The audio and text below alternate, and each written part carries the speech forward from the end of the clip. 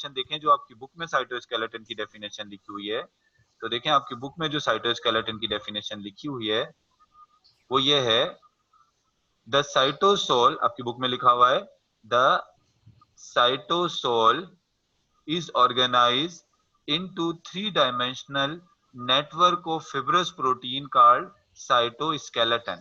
Cytosol का मतलब यहाँ पर क्या है? साइटोसोल का मतलब अब यहाँ पर साइटोप्लाज्म ही ले लें। साइटोप्लाज्म का जो लिक्विड पार्ट होता है उसको हम क्या कहते हैं? साइटोसोल। तो कहता है जो साइटोसोल होता है, अब मैं आपको यहाँ पर अगर एक तस्वीर दिखाऊं, ये देखें, इस तस्वीर को जरा गौर से देखें। इस तस्वीर के अंदर कुछ फाइबर, फिब्रस प्रोटीन यानी धागे नुमा कुछ प्रोटीन है। एक ये फिब्रस प्रोटीन आपको यहाँ ये नजर आ रहा है, एक फिब्रस प्रोटीन ये है, दूसरा फिब्रस प्रोटीन ये है, फिर एक फिब्रस प्रोटीन ये है, और कुछ फिब्रस प्रोटीन जो है वही आपको नजर आ रहे हैं। ये एक सेल का 3D व्यू है। ये सेल का कैसा व्यू मैंने दिखाया है? 3D, थ्री डायमेंशनल व्यू है। अब अगर आप इस सेल का 3D व्यू देखें तो इसके थ्री डायमेंशनल व्यू में कुछ आपको फिब्रस प्रोटीन ऑर्गेनाइज हुए हैं, कुछ धागे की तरीके के प्रोटीन है। ये एक जो येलो कलर के नजर आ रहे हैं ये आपको एक धागे की तरह के प्रोटीन नजर आ रहे हैं, ये भी धागे की तरह के प्रोटीन है, और ये जो लाइट से कलर के नजर आ रहे हैं ये भी धागे की तरह के प्रोटीन है। तो ये जो धागे की तरह के प्रोटीन जो कि पूरे साइटोसोल में या पूरे साइटोप्लाज्म में बिखरे हुए हैं, इन धागे नुमा प्रोटीन को हम क्या कहते हैं? इनको हम कहते हैं साइटोस्केलेटन। ये सेल में ऐसे ही काम करते हैं जैसे हमारे पास स्केलेटन होता है ना, हमारा ढांचा जो होता है, हमारी बॉडी को शेप देता है ना, जैसे हमारा ढांचा, हमारा स्केलेटन। तो ऐसे ही क्या होता है, ये जो फिब्रस प्रोटीन नजर आ रहे हैं इसके अंदर, ये सेल को क्या देते हैं? ये सेल को शेप देते हैं। तो व्हाट इज साइटोस्केलेटन? तो साइटोस्केलेटन हम किसको कह रहे हैं?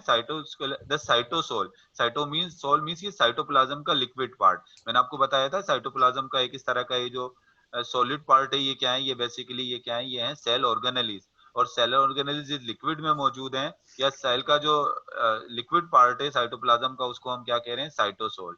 इस साइटोसोल के अंदर कुछ फाइबर्स के धागे नुमा प्रोटीन यहाँ पर आपको नजर आ रहे हैं, और आप देखेंगे धागे नुमा प्रोटीन सेल की थ्री डायमेंशन में, हर डायमेंशन में फैले हुए हैं, चाहे उसकी लेंथ में देखें, चाहे उसकी विड्थ में देखें, हर जगह पर ये प्रोटीन फैले हुए हैं। और इन्हीं प्रोटीन को हम क्या कह रहे हैं? इन फिब्रस प्रोटीन को हम कह रहे हैं साइटोस्केलेटन। इनको हम क्या कह रहे हैं? इनको हम साइटोस्केलेटन कहते हैं।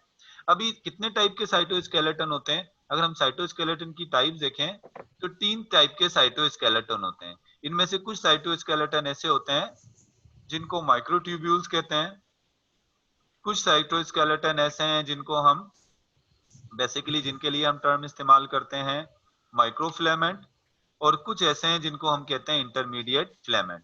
अगर आप इस तस्वीर को देखें गौर से तो यहाँ पर तीनों किस्म के साइटोस्केलेटन को यहाँ पर दिखाया गया है। आप अगर यहाँ पर देखें तो ये है माइक्रोट्यूब्यूल्स, ये वाले जो साइटोस्केलेटन है, जो थोड़े आपको जो है वो थोड़े से जो है वो होलो नजर आ रहे हैं ट्यूब की तरह, ये है माइक्रोट्यूब्यूल्स। इसके अलावा ये जो नजर आ रहे हैं आपको इस डायरेक्शन में, ये यहाँ पर जो जा रहे हैं, ये कौन से वाले हैं? ये हैं माइक्रोफिलामेंट। इनको क्या कहते हैं? इनको कहते हैं माइक्रोफिलामेंट। और इसके अलावा आपको ये जो चारों तरफ बिखरे हुए नजर आ रहे हैं, ये क्या है? ये है इंटरमीडिएट। ये जो है ये क्या है? ये है इंटरमीडिएट फिलामेंट। ये जो नजर आ रहा है ये क्या है? ये है इंटरमीडिएट फिलामेंट। तो अब आगे मैं क्या करूंगा? आगे मैं आपको इन्हीं के बारे में डिटेल में बताने लगा हूं। यानी अगर हम इसमें से एक माइक्रोट्यूब्यूल्स को निकाल लें तो माइक्रोट्यूब्यूल की स्ट्रक्चर कैसी होगी? माइक्रोट्यूब्यूल की स्ट्रक्चर इस तरह की होगी। भाई के मोबाइल में चलिए मेरा। अब अगर हम इसमें से माइक्रोफिलामेंट को निकाल लें तो माइक्रोफिलामेंट कुछ इस तरह से होंगे, बहुत बारीक होते हैं। अगर इंटरमीडिएट फिलामेंट निकाल लें तो इंटरमीडिएट फिलामेंट भी कुछ इसी तरह से होंगे। तो अब वन बाय वन हम इनको डिटेल में डिस्कस करेंगे। सबसे पहले किससे स्टार्ट करेंगे? सबसे पहले हम स्टार्ट करेंगे माइक्रोट्यूब्यूल से। चलें माइक्रोट्यूब्यूल्स के बारे में पढ़ते हैं। सबसे पहले तो कह रहा है they are hollow tube. Microtubules के बारे में क्या कह रहा है? They are hollow tube. मतलब इसका क्या है? They are hollow tube. Hollow tube का मतलब ये है कि अंदर से ये खाली होती हैं। अब ये देखो मैंने एक माइक्रोट्यूब्यूल बनाया ना, अब इस माइक्रोट्यूब्यूल्स के अंदर जो है वो बीच में से माइक्रोट्यूब्यूल क्या है? ये खाली है। बीच में से माइक्रोट्यूब्यूल खाली है, तो इस वजह से इसको हम क्या कह रहे हैं? इसको हम कह रहे हैं होलो ट्यूब्यूल। तो microtubules are the hollow tube.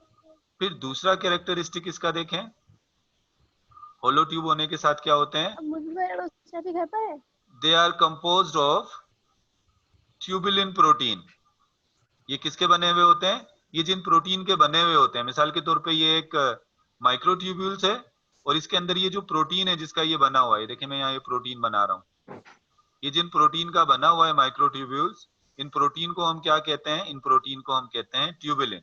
ये देखिए मैं राउंड राउंड जो ये प्रोटीन बना रहा हूँ, ये क्या है? ये है ट्यूबुलिन। इन प्रोटीन को हम क्या कहते हैं? ट्यूबुलिन। अगर हम इनकी मेजरमेंट करें तो इसकी जो डायामीटर होती है वो 25 माइक्रोन है, लेकिन इसकी लेंथ को याद करने की आपको जरूरत नहीं है, इसकी मेजरमेंट याद करने की जरूरत नहीं है। अब आप ये देख लें कि ये जिन प्रोटीन के बने हुए होते हैं उन प्रोटीन को हम क्या कहते हैं? उनको हम कहते हैं ट्यूबुलिन। नेक्स्ट पॉइंट की तरफ आ जाते हैं। A single microtubule consist of hundred of thousands of tubulin subunit usually arrange in 13 column called protofilament. अब इस लाइन को थोड़ा आप समझने की कोशिश करें। यहां पर मैंने एक तस्वीर शो की है, इसी लाइन को समझाने के लिए मैंने एक तस्वीर शो की है। आप यहाँ पर देखें, ये क्या है? ये है एक माइक्रोट्यूब्यूल। देखें ये जो मैंने बनाया हुआ है, ये स्ट्रक्चर जो ड्रा की गई है आपकी बुक में, ये क्या है? बेसिकली ये है एक माइक्रोट्यूब्यूल। अब आप देखें इस माइक्रोट्यूब्यूल की अगर आप स्ट्रक्चर देखें तो सबसे पहला पॉइंट मैंने आपको बताया कि माइक्रोट्यूब्यूल्स होलो ट्यूब हैं। तो होलो का मतलब क्या है? देखो ये बीच में से खाली है, यहाँ पर खाली है ना, बीच में से खाली है, तो इसका मतलब क्या है? ये होलो, खोखली। इसको उर्दू में हम क्या कहेंगे? ये अंदर से खोखली है, होलो ट्यूब्यूल्स हैं। और ये जिस प्रोटीन की बनी हुई होती है उस प्रोटीन को हम क्या कहते हैं? ट्यूबुलिन। अब ये देखो, ये जो आपको थोड़े से लाइट से रेड और ब्राउन कलर के ये जो नजर आ रहे हैं, ये क्या है? ये ट्यूबुलिन है। दो किस्म के ट्यूबुलिन होते हैं, एक अल्फा ट्यूबुलिन और एक बीटा ट्यूबुलिन। इनसे क्या बना हुआ है? इनसे ये ट्यूबुलिन बना हुआ है। ये छोटे छोटे राउंडेड सी जो स्ट्रक्चर नजर आ रही है, ये क्या है? ये है ट्यूबुलिन। अब कितने ट्यूबुलिन मिलकर जो है वो एक माइक्रोट्यूब्यूल बनाते हैं? तो इट कंसिस्ट ऑफ हंड्रेड और थाउजेंड्स ऑफ ट्यूबुलिन सब यूनिट। यानी ये जो ट्यूबुलिन अगर आप इनको काउंट करो ऐसे, तो ये कितने ट्यूबुलिन होते हैं? हंड्रेड और थाउजेंड ऑफ ट्यूबुलिन के सब यूनिट मिलकर क्या बनाते हैं? ट्यूबुलिन के सब यूनिट मिलकर जो है वो एक माइक्रोट्यूब्यूल बनाते हैं। ये क्या है? ये एक माइक्रोट्यूब्यूल बनी हुई है। इसके अंदर अगर आप इन ट्यूबुलिन को काउंट करोगे तो कितने ट्यूबुलिन इसमें हो सकते हैं? हंड्रेड थाउजेंड्स ऑफ ट्यूबुलिन इसके अंदर मौजूद होते हैं। लेकिन इनके अंदर, ट्यूबुलिन के अंदर अगर आप देखें तो ट्यूबुलिन के अंदर इस तरह से होता है कि ये ट्यूबुलिन के अंदर,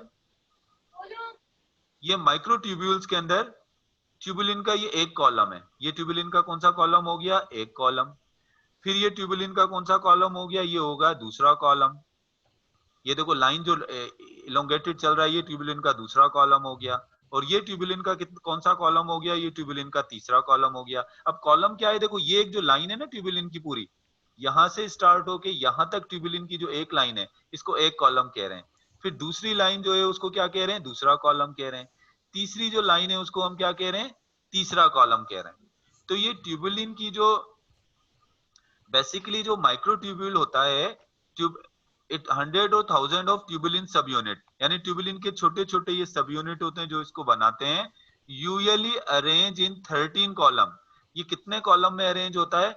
ये होता है 13 कॉलम में अरेंज होता है। अगर मैं इसके कॉलम काउंट करूं ना, ऐसे 1 2 3 4 5, ऐसे टोटल कितने होंगे? 13। अब यहाँ पर इसका आप देखो क्रॉस सेक्शन देख लो, ये इसका एक कॉलम, ये दूसरा, ये तीसरा, ये चौथा, ये पांचवा, ये छठा, ये सातवां, ये आठवां, ये नौवां, ये 10वां, 11वां, 12वां, 13। तो टोटल कितने कॉलम है? ये 13 कॉलम है। और इन 13 कॉलम को हम क्या कहते हैं? इनके लिए हम टर्म इस्तेमाल करते हैं प्रोफ्लेमेंट। इनके लिए हम टर्म क्या इस्तेमाल करते हैं? प्रोफ्लेमेंट। मतलब ईच ट्यूबुलिन सब यूनिट जो है वो कितने कॉलम का बना हुआ होता है? एक ट्यूबुलिन जो है, एक माइक्रोट्यूब्यूल जो है वो हंड्रेड और थाउजेंड्स ऑफ ट्यूबुलिन सब यूनिट का बना हुआ होता है। और ये जो ट्यूबुलिन के सब यूनिट्स होते हैं, इनके कितने कॉलम्स होते हैं टोटल? अब यहाँ पर अगर मैंने कम भी हो सकता है बना दी हूँ, लेकिन अगर आप इसको कंसीडर कर लें कि ये 13 कॉलम है, एक कॉलम ये हो गया, दूसरा ये हो गया, तीसरा ये हो गया, तो टोटल ये 13 कॉलम का जो ग्रुप है, इसको हम क्या कहेंगे? इसको हम कहेंगे प्रोफ्लेमेंट। प्रोटोफ्लेमेंट। प्रोटोफ्लेमेंट, सॉरी, इसके लिए प्रोफे, इसको हम क्या कहेंगे? प्रोटोफ्लेमेट कहेंगे। अच्छा, की पॉइंट क्या है? प्रोटोफ्लेमेट का की पॉइंट क्या है? आप 13 कॉलम याद रख लो, ये प्रोटोफ्लेमेट का की पॉइंट है। बस 30 कॉलम से आपके दिमाग में याद आ जाना चाहिए कि ये क्या है? ये है प्रोटोफ्लेमेट। और माइक्रोट्यूब्यूल की कंपोजिशन किसका बना हुआ होता है? ट्यूबुलिन का। ट्यूबुलिन क्या है? ट्यूबुलिन इसका बेसिकली जो है वो केमिकल है, वो प्रोटीन है जिससे माइक्रोट्यूब्यूल बना हुआ होता है। लेकिन बात करेंगे कि ये माइक्रोट्यूब्यूल्स काम किस आते हैं। अगर हम इन माइक्रोट्यूब्यूल्स को देखें कि माइक्रोट्यूब्यूल हमारे सेल में किस काम आते हैं, इनके फंक्शन को थोड़ा अगर हम डिटेल में डिस्कस करें माइक्रोट्यूब्यूल्स के फंक्शन को, कि माइक्रोट्यूब्यूल सेल में काम क्या करते हैं, इनका फंक्शन क्या होता है। अब देखिए मैं एक एक फंक्शन को वन बाय वन यहाँ पर जो है वो डिस्कस करता हूं। सबसे पहले देखें movement of chromosome during cell division. पहला इसका काम क्या हो गया, जब सेल की डिवीजन होती है तो क्रोमोसोम्स की मूवमेंट में क्या करता है, ये हेल्प करता है। जब सेल डिवीजन होती है तो क्रोमोसोम की मूवमेंट में क्या करता है, जब सेल डिवीजन होती है तो ये क्रोमोसोम की मूवमेंट में हेल्प करता है। मैंने आपको एक बात बताई थी कल कि जो सेंट्रियोल होते हैं वो किसके बने हुए होते हैं, माइक्रोट्यूब्यूल्स के। और सेंट्रियोल जो है वो क्या बनाते हैं, सेंट्रियोल बनाते हैं स्पिंडल। सेंट्रियोल ही से क्या बनता है, सेंट्रियोल ही से बनता है स्पिंडल फाइबर। मैंने आपको बताया था जब एक सेल डिवाइड होता है तो उस सेल के अंदर इस तरह की स्ट्रक्चर्स बन जाती हैं और इन स्ट्रक्चर्स को हम क्या कहते हैं, इनको हम कहते हैं स्पिंडल फाइबर। असल में ये स्पिंडल फाइबर किस चीज के बने हुए होते हैं, ये स्पिंडल फाइबर बने हुए होते हैं माइक्रोट्यूब्यूल्स ही के। प्लांट्स के अंदर हो या एनिमल्स के अंदर स्पिंडल फाइबर माइक्रोट्यूब्यूल्स के बने होते हैं। लेकिन क्योंकि एनिमल के अंदर सेंट्रियोल होते हैं और उन सेंट्रियोल के अंदर माइक्रोट्यूब्यूल होते हैं, तो एनिमल को स्पिंडल बनाने के लिए जो माइक्रोट्यूब्यूल देते हैं वो कौन देते हैं, वो सेंट्रियोल देते हैं। फिर ये जो स्पिंडल के अंदर माइक्रोट्यूब्यूल्स होते हैं ये किस चीज में हेल्प करते हैं, क्रोमोसोम्स को मूव करने में। ये माइक्रोट्यूब्यूल जब कॉन्ट्रैक्ट होते हैं, मिसाल के तौर पे ये नीचे वाले माइक्रोट्यूब्यूल जब कॉन्ट्रैक्ट होंगे तो क्या होगा, ये क्रोमोसोम्स को यहाँ लेकर आ जाएंगे और ये जब कॉन्ट्रैक्ट होंगे तो क्रोमोसोम को ऊपर लेके चले जाएंगे। मतलब ये पहला काम इनका क्या हो गया कि movement of chromosome during cell division. Cell division में जब क्रोमोसोम मूव करते हैं, जैसे हमारे पास 46 क्रोमोसोम होते हैं तो मियोसिस में 23 क्रोमोसोम ऊपर चले जाते हैं और 23 क्रोमोसोम कहाँ आ जाते हैं, नीचे। तो ये जब क्रोमोसोम मूव करते हैं एक एक जगह से दूसरी जगह, ये जो, तो उनको मूवमेंट में कौन हेल्प करता है, माइक्रोट्यूब्यूल हेल्प करते हैं। अच्छा, इसके अलावा दूसरा काम कह रहा है सिर्फ क्रोमोसोम्स की मूवमेंट में हेल्प नहीं करता, माइक्रोट्यूब्यूल तो ऑर्गेनेलीज की मूवमेंट में भी हेल्प करता है। यानी सेल के जो ऑर्गेनेलीज मूव करते हैं एक जगह से दूसरी जगह साइक्लोसिस में, तो सेल के ऑर्गेनेलीज को मूव करने में भी माइक्रोट्यूब्यूल हेल्प करता है। अब इसको देखिएगा, सेल ऑर्गेनेलीज को मूव करने में माइक्रोट्यूब्यूल कैसे हेल्प करता है। असल में सेल ऑर्गेनेलीज को मूव करने में माइक्रोट्यूब्यूल ऐसे हेल्प करता है, जैसे आपने देखा है ना पटरियां होती हैं, रेल की पटरियों के ऊपर रेल मूव करती है ना, रेल की जो पटरियां होती हैं, रेल की पटरियों के ऊपर रेल के व्हील होते हैं, रेल के व्हील होते हैं और व्हील के ऊपर रेलगाड़ी होती है। और वो क्या कर रहा होता है, ये पटरियां जो हैं, इस पटरियां इन व्हील्स को मूव करने में क्या कर रही होती हैं, हेल्प कर रही होती हैं। इन पटरियों के ऊपर जो है वो रेलगाड़ी चल रही होती है। तो इसी तरीके से क्या होता है कि सेल के अंदर जो ये माइक्रोट्यूब्यूल्स होते हैं ये पटरियों की तरह होते हैं, ये पटरियों की तरह होते हैं और इसके ऊपर व्हील की तरह एक होता है मोटर प्रोटीन। उस मोटर प्रोटीन के ऊपर कोई सेल ऑर्गेनेल आकर अटैच हो जाता है और फिर वो मोटर प्रोटीन एक पहिए की तरह मूव करता हुआ इस माइक्रोट्यूब्यूल्स पर मूव करता हुआ उसको कहाँ ले जाता है, उसको आगे ले जाता है। मतलब ये होता है कि ये जो माइक्रोट्यूब्यूल्स हैं ये एक तरीके से पटरियों की तरह हैं और कोई भी सेल ऑर्गेनेल जब एक जगह से दूसरी जगह साइटोप्लाज्म में जाता है तो इसी के जरिए इन्हीं के ऊपर से स्लिप होता हुआ ऐसे आगे की तरफ चला जाता है। तो मतलब ये क्रोमोसोम्स को ही मूव करने में हेल्प नहीं करते, बल्कि ये क्या करते हैं, सेल ऑर्गेनेल्स को भी एक जगह से दूसरी जगह ले जाने में हेल्प करते हैं। और कैसे हेल्प करते हैं, बिल्कुल सेम उसी तरह से हेल्प करते हैं जैसे रेल की पटरियां रेल को एक जगह से दूसरी जगह ले जाने में हेल्प करती हैं, रेलगाड़ी या ट्रेन को। अच्छा, इसके अलावा और इसके अगर हम फंक्शन देखें, movement of cilia and flagella. अब एक बात आप याद रखिएगा, यूकेरोटिक सेल के अंदर जो सीलिया और फ्लैजिला होते हैं, आपको फर्क पता होगा सीलिया और फ्लैजिला का। जैसे यूग्लिना होता है, यूग्लिना के पास एक लॉन्ग स्ट्रक्चर होती है जिसको हम कहते हैं फ्लैजिला, और पैरामेशियम के अंदर थोड़े स्मॉल साइज के जो ये स्ट्रक्चर्स होती हैं इनको हम क्या कहते हैं, इनको हम कहते हैं सीलिया। अब ये जो फ्लैजिला और सीलिया होते हैं ये किसके बने हुए होते हैं, फ्लैजिला और सीलिया दोनों बने हुए होते हैं माइक्रोट्यूब्यूल्स के। ये दोनों किसके बने हुए होते हैं, माइक्रोट्यूब्यूल्स के। तो ये माइक्रोट्यूब्यूल्स के बने हुए होते हैं, तो इसका मतलब ये क्या करते हैं, ये सीलिया और फ्लैजिला को हेल्प मूवमेंट में भी क्या करते हैं, हेल्प करते हैं। आप ये भी कह सकते हो कि माइक्रोट्यूब्यूल्स का एक फंक्शन आप ये भी बता सकते हो कि माइक्रोट्यूब्यूल्स सेल ऑर्गेनेलीज बनाने में भी हेल्प करते हैं। कौन कौन सी सेल ऑर्गेनेलीज ऐसी होती हैं जो माइक्रोट्यूब्यूल से बनी हुई होती हैं? कौन कौन सी स्ट्रक्चर ऐसी हैं जो माइक्रोट्यूब्यूल से बनी होती हैं? एक तो आपको पता है सेंट्रियोल किसका बना हुआ होता है? माइक्रोट्यूब्यूल्स का बना हुआ होता है। फिर दूसरे नंबर पर फ्लैजिला भी किसके बने हुए होते हैं? फ्लैजिला भी माइक्रोट्यूब्यूल्स के बने होते हैं। लेकिन एक बात याद रखिएगा, सिर्फ यूकेरोटिक सेल का फ्लैजिला माइक्रोट्यूब्यूल्स का बना हुआ होता है। जो बैक्टीरिया का फ्लैजिला होता है वो माइक्रोट्यूब्यूल्स का नहीं बना हुआ होता, वो बना हुआ होता है प्रोटीन का, फ्लैजिलिन प्रोटीन का। इसी तरीके से सीलिया भी जो है वो किसके बने हुए होते हैं? वो भी बने हुए होते हैं माइक्रोट्यूब्यूल्स के। So what I told you about microtubules?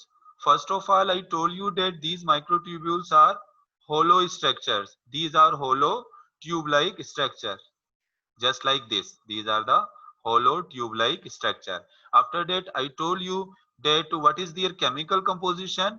They are basically made up of tubulin subunit. They are made up of a protein. This protein is called tubulin.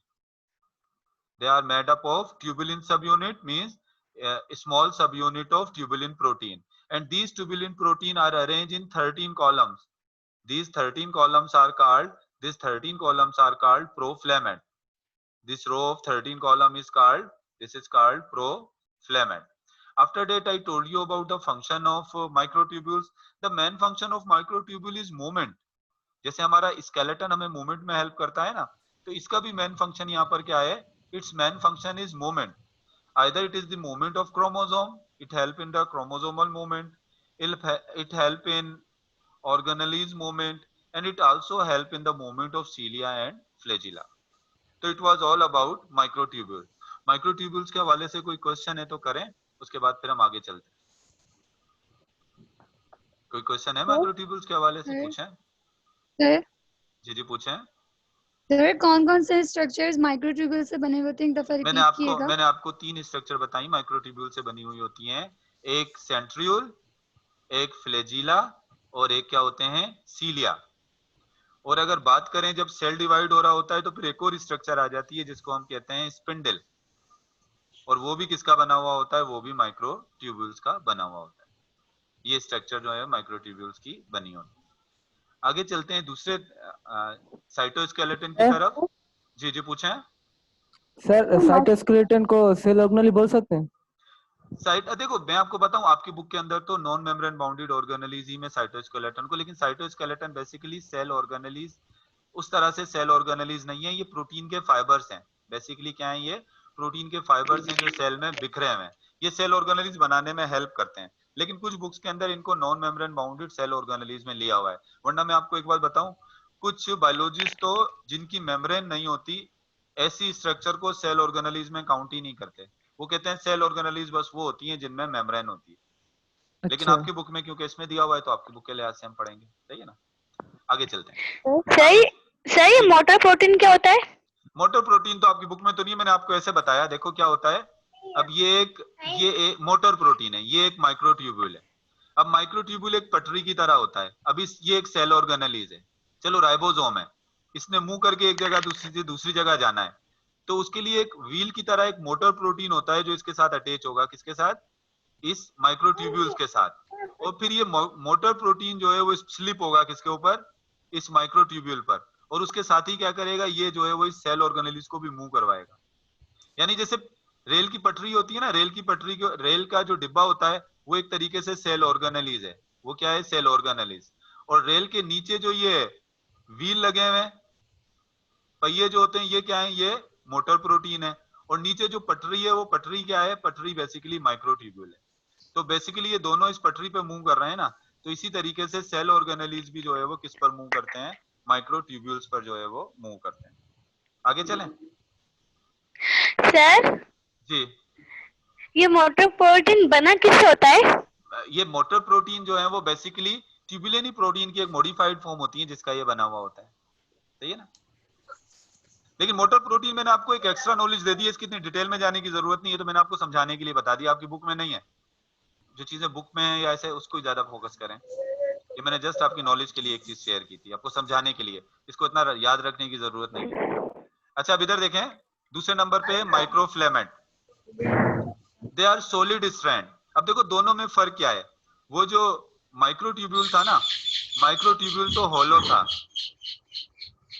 Microtubule तो जो है वो ऐसे होलो था, अंदर से क्या था, खाली था। माइक्रोट्यूब्यूल होलो था यानी अंदर से खाली था। लेकिन ये जो होता है, ये जो माइक्रोफिलामेंट होते हैं, ये क्या होते हैं, ये होते हैं सॉलिड। सॉलिड का मतलब होता है बीच में से ये खाली नहीं होते ऐसे, अगर इनकी स्ट्रक्चर देखें तो ये ऐसे हैं, धागे की तरह है ऐसे, ये बीच में से इनके कोई खाली जगह नहीं होती, बीच में कोई स्पेस नहीं होता, तो इस वजह से क्या है, ये जो है वो सॉलिड है। क्लियर हो गई एक बात के हॉलो और सॉलिड क्या होते हैं। देखो ये बीच में से यहाँ पर मैंने बनाया, बीच में से खाली था, तो ये क्या है, बीच में से ओपन है, तो ये हॉलो है, और ये ऐसे क्या है, ये सॉलिड है। अच्छा दूसरे नंबर पे क्या होता है, अब ये किसके बने हुए होते हैं, वो तो ट्यूबुलिन प्रोटीन के बने हुए होते थे माइक्रोट्यूब्यूल, और ये किसके बने हुए होते हैं, ये ज्यादातर जिस प्रोटीन के बने हुए होते हैं वो एक्टिन होता है। ये किस प्रोटीन के बने हुए होते हैं, एक्टिन प्रोटीन के। और क्या होता है, एक्टिन प्रोटीन की भी क्या होती है, एक्टिन प्रोटीन की दो चेन होती हैं। यहाँ जैसे आपको तस्वीर में नजर आ रही है ना, ये एक तो एक्टिन की एक चेन है और ये एक्टिन की दूसरी चेन है। ये दोनों चेन एक दूसरे के ऊपर इंटरवोवन है, ऐसे लिपटी हुई है, और लिपट कर उन्होंने कैसी स्ट्रक्चर बना ली है, हेलिकल फैशन, यानी धागे की तरतीब में। जैसे धागे होते हैं ना, वो एक दूसरे के ऊपर यूं लिपटे हुए होते हैं, ऐसे ऐसे धागे एक दूसरे के ऊपर यूं लिपटे हुए होते हैं, हेलिकल फैशन। फैशन का मतलब यहाँ क्या है, तरतीब। तो ये किस तरतीब से एक दूसरे, ये एक्टिन की दो चेन होती हैं, और वो किस तरतीब से एक दूसरे के ऊपर लिपटी हुई होती हैं, हेलिकल फैशन में एक दूसरे से जो है वो लिपटी होती हैं। मतलब माइक्रोफिलामेंट मेनली किस प्रोटीन का बना हुआ होता है, माइक्रोफिलामेंट जिस प्रोटीन का बना हुआ होता है वो कौन सा प्रोटीन है, वो है एक्टिन। लेकिन कुछ माइक्रोफिलामेंट ऐसे होते हैं जिनमें एक्टिन के साथ एक दूसरा प्रोटीन भी मौजूद होता है, जिसको हम क्या कहते हैं, मायोसिन। आपने मसल्स फाइबर के बारे में पढ़ा होगा, हमारे मसल्स के अंदर माइक्रोफिलामेंट्स होते हैं, हमारे मसल्स के सेल में जो माइक्रोफिलामेंट्स होते हैं वो दोनों किस्म के प्रोटीन के बने हुए होते हैं, एक्टिन के भी बने हुए होते हैं और किसके बने हुए होते हैं, मायोसिन के भी। तो what is chemical composition of microfilament, तो basically microfilament is made up of actin, and how many chain of actin, two chain of actin, this is one chain and this one is an other chain।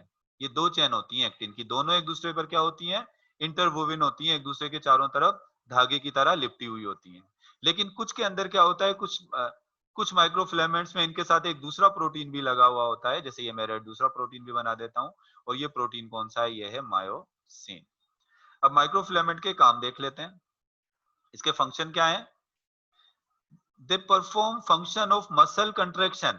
अगर आपको याद हो, हमने muscles जब contract होते हैं हमारे, या हमारे मसल्स में बाहर की तरफ एक्टिन प्रोटीन होते हैं और अंदर मायोसिन होते हैं। जब हमारे मसल्स कॉन्ट्रैक्ट और रिलैक्स होते हैं, हमारे मसल्स सिकुड़ते हैं और जब फैलते हैं, जैसे हमारा बाइसेप मसल होता है, जब हम अपने आर्म को नॉर्मली क्या होता है, actually I want to share video for this. देखें जब हमारे मसल्स इस तरीके से जब कॉन्ट्रैक्ट और रिलैक्स होते हैं, यानी जब हम अपने मसल्स को जो है वो ऐसे सिकुड़ते हैं और फैलते हैं, तो वो मसल्स में बेसिकली वो चीज जो कॉन्ट्रैक्ट और रिलैक्स हमारे मसल्स को करा रही होती है, वो क्या होते हैं, वो बेसिकली माइक्रोफिलामेंट होते हैं। अब नॉर्मली जब हम चल रहे होते हैं तो हमारे मसल्स कॉन्ट्रैक्ट और रिलैक्स हो रहे होते हैं, यानी मैंने अपने हाथ को जब यूं किया तो ये मेरा मसल कॉन्ट्रैक्ट हो गया और ये क्या हो गया, रिलैक्स हो गया। अब मेरे इस मसल्स को जो कॉन्ट्रैक्ट कराया, ये किसने कराया, ये बेसिकली कराते हैं कौन, माइक्रोफिलामेंट जो है वो कॉन्ट्रैक्ट कराते हैं। तो माइक्रोफिलामेंट का पहला काम क्या हो गया, हमारे मसल्स की कॉन्ट्रैक्शन और रिलैक्शन में क्या करते हैं, हेल्प करते हैं। इसको डिटेल में कब पढ़ेंगे, इसको डिटेल में हम पढ़ेंगे जब हम सेकेंड ईयर की जब बुक पढ़ेंगे ना, सेकेंड ईयर के अंदर जब हम इस चीज को डिटेल में देखेंगे, जब हम सेकेंड ईयर के अंदर मसल्स कंट्रैक्शन को देखेंगे। इसके बाद दूसरे पॉइंट इसके देख लेते हैं। दूसरा ये कि इसका काम क्या है, इसके अलावा इसका जो काम होता है, change in cell shape, cell की शेप को भी चेंज कर देते हैं। मिसाल के तौर पे ये अक्सर क्या होते हैं, ये माइक्रोफिलामेंट ज्यादातर किस जगह पे होते हैं, ये अमेबा है। अमेबा की जो सेल मेम्ब्रेन होती है इसके पास पास होते हैं ये माइक्रोफिलामेंट। ये थोड़ा सा मूव करके क्या करते हैं, अमेबा की सेल की शेप को भी चेंज कर सकते हैं। मतलब यहाँ से थोड़ा प्रेशर लगाएंगे तो यहाँ से एक सोडोपोडिया निकल जाएगा, अगर इधर से प्रेशर लगाएं तो यहाँ से सोडोपोडिया निकल जाएगा। मतलब ये सेल की शेप को भी क्या कर सकते हैं, सेल की शेप को चेंज कर सकते हैं कॉन्ट्रैक्ट और रिलैक्स होके। हमारे मसल्स के सेल जब कॉन्ट्रैक्ट होते हैं और रिलैक्स होते हैं तो उनकी सेल की शेप चेंज हो जाती है ना, तो मसल्स की जो सेल की शेप चेंज करता है वो कौन करता है, माइक्रोफिलामेंट। इसके अलावा division of cytoplasm in animal cell, जब एनिमल सेल के अंदर क्या होती है, साइटोकाइनेसिस होती है, जब उसका साइटोप्लाज्म डिवाइड होता है, ये एक एनिमल सेल है, जब इसका साइटोप्लाज्म डिवाइड होगा तो ये एक्टिन फिलामेंट या माइक्रोफिलामेंट क्या करते हैं, इसको बीच में से खींचते हैं, बीच में से सेल मेम्ब्रेन को ऐसे खींचते हैं। जब सेल मेम्ब्रेन ऐसे बीच में से खींचती है तो एक साइटोप्लाज्म को दो में क्या कर देते हैं, ये ऐसे डिवाइड कर देते हैं। तो ये एनिमल सेल की साइटोकाइनेसिस या साइटोप्लाज्म की डिवीजन में भी हेल्प करते हैं। इसके अलावा साइटोप्लाज्मिक स्ट्रीमिंग मूवमेंट ऑफ सोडोपोडिया, यानी एक साइटोप्लाज्म के अंदर से जो सोडोपोडिया निकलता है, वो सोडोपोडिया की फॉर्मेशन में भी कौन हेल्प करते हैं, उसके अंदर भी माइक्रोफिलामेंट हेल्प करते हैं। तो माइक्रोफिलामेंट्स के काम क्या हो रहे हैं, अब यहाँ पर भी देखें तो ज्यादातर जैसे हम इसको साइटोस्केलेटन क्यों कहते हैं, जैसे साइटोस्केलेटन के दो काम होते हैं हमारी बॉडी में, एक हमारी बॉडी को वो शेप देता है और दूसरा क्या होता है, वो हमारी बॉडी को मूवमेंट में हेल्प करता है। तो सेल को भी अक्सर जो मूवमेंट में हेल्प कर रहे हैं वो कौन कर रहे हैं, वो जो है ये साइटोस्केलेटन ही कर रहे हैं, एक माइक्रोट्यूब्यूल और माइक्रोफिलामेंट। इसी वजह से हम इनको जो है वो इनके लिए मिलाकर इनको हमने क्या नाम दिया है, इसको नाम दिया है हमने साइटोस्केलेटन का। अच्छा, इसके बाद आखिरी साइटोस्केलेटन की जो टाइप है पहले उसको भी बता देता हूं मैं, इंटरमीडिएट फिलामेंट। सबसे पहले देखो तो इसको इंटरमीडिएट फिलामेंट क्यों कहते हैं, असल में इसका जो डायामीटर होता है यानी इनकी जो चौड़ाई होती है, मिसाल के तौर पे अगर माइक्रोट्यूब्यूल का डायामीटर अगर 25 माइक्रोम है और माइक्रोफिलामेंट का डायामीटर 7 माइक्रोम है, तो इसका डायामीटर 25 होता है, मतलब इसका डायामीटर माइक्रोट्यूब्यूल और माइक्रोफिलामेंट के दरमियान में होता है। डायमीटर का मतलब क्या है, इसकी चौड़ाई, इसकी थिकनेस। इंटरमीडिएट फिलामेंट की थिकनेस माइक्रोट्यूब्यूल और माइक्रोफिलामेंट के दरमियान में होती है, तो इसी वजह से इसको क्या नाम दे दिया, इसको नाम दे दिया हमने इंटरमीडिएट फिलामेंट। यानी ये किसके इंटरमीडिएट, माइक्रोट्यूब्यूल और माइक्रोफिलामेंट के इंटरमीडिएट है। और ये क्या होते हैं, ये दे आर सॉलिड स्ट्रैंड, ये भी माइक्रोफिलामेंट की तरह सॉलिड होते हैं, मतलब ये माइक्रोट्यूब्यूल की तरह होलो नहीं होते। They are intermediate between microtubule and microfilament. अब क्या चीज माइक्रोट्यूब्यूल और माइक्रोफिलामेंट के दरमियान में इनकी इंटरमीडिएट है, वो है इनका डायामीटर। डायामीटर की बेस पर इसको कहा जा रहा है। उसके बाद they are made up of at least 5 different type of protein. देखें, माइक्रोट्यूब्यूल तो सिर्फ ट्यूबुलिन प्रोटीन के बने हुए थे, और और जो माइक्रोफिलामेंट है वो एक्टिन और मायोसिन प्रोटीन के बने हुए थे, जबकि ये 5 डिफरेंट टाइप्स के प्रोटीन के बने होते हैं। अब उनमें से एक प्रोटीन मैं बता देता हूं आपको, हमारी स्किन के अंदर जो इंटरमीडिएट फिलामेंट होते हैं वो केराटिन प्रोटीन के बने हुए होते हैं।